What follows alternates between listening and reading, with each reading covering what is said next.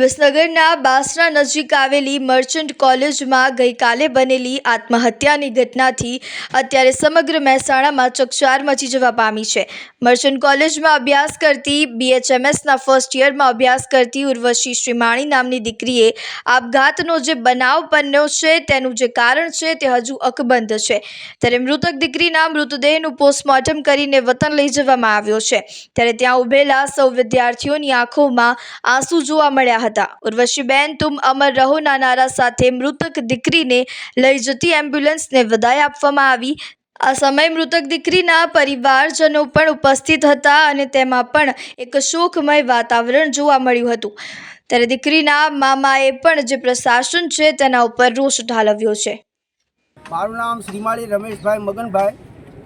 મૃતક દીકરી આપને શું થાય? મૃતક દીકરી મારી સગી ભાણી છે.